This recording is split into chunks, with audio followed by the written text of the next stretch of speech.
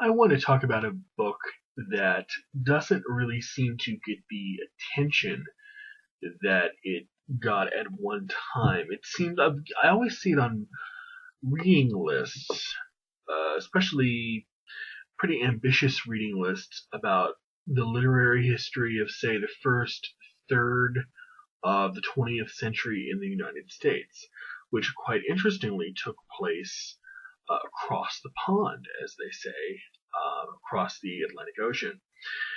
And the books I'm talking about, as you can tell from the title of the video, is Exile's Return, the subtitle of which is A Literary Odyssey of the 1920s.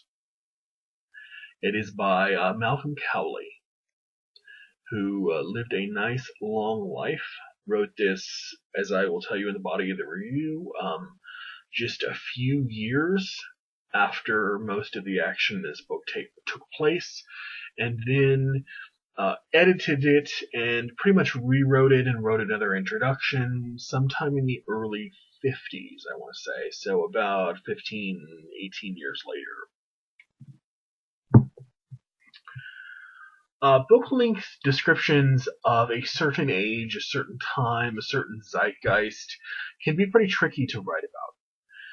Depending on their relative importance, the writer can find himself or herself exhausting all the information there is to offer, or choosing the most compelling vignettes and personalities to write about.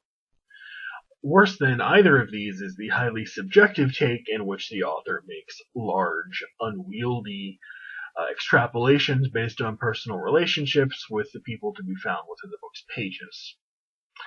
In his retelling of the experience of a handful of American artists, almost all of whom were writers, living in France during the 1920s, Malcolm Cowley opts for the latter, the more languorous approach, which can sometimes indulge in heady amounts of ontoloskepsis. Cowley was himself an expatriate, who quickly befriended some of the most prominent literary names of the decade as soon as he moved to Paris. He knew everyone from F. Scott Fitzgerald to Hemingway to Stein to E. E. Cummings, Edmund Wilson, and Erskine Caldwell. So, as a longtime admirer of people like Kenneth Burke and Edmund Wilson, I was especially interested in any tidbits of information I might run across along the lines of theory, especially. Instead, Cowley seems to be not terribly interested in theory, and much more interested in sort of casually name dropping. There's not a lot of insight and a lot of willingness to just mention names and move on, sort of with the eagerness of a schoolboy telling you about all of the famous people that he's met. When Cowley wrote, may very well be an indication of his eagerness to share these experiences. He first published Exile's Return in 1932, barely enough time for the waves of the Gulf of Mexico to carry Hart Crane off this mortal coil. He must have seen what drugs, alcohol, and the suicidal ideation of artists did to many of his friends, and consequently, probably very smartly, thought to exercise himself of the book as soon as he possibly could. The individual stories of the writers suffer for all being so forced under the label expatriate, which Cowley wants to push even further to mean spiritually and psychologically isolated, not simply separated from their own country physically. This is a bit of a stretch sometimes. Lumping them all together and claiming that World War I had disenfranchised all of them in the exact same way or set of ways sets the reader exactly up for what she gets, which is sort of a bland, vague, in my opinion, portrayal of the sentiments of certain writers of the generation. even more bewilderingly, one of the main figures in the book, Harry Crosby, has left so little an impression upon the general American uh, imagination of interwar literature that one even wonders why he is so thoroughly discussed. And even in the second reissuing of the book, made quite a bit later in the 1950s, still this character of Harry Crosby, who I have to admit I'd never heard of before, um, plays a looming central role.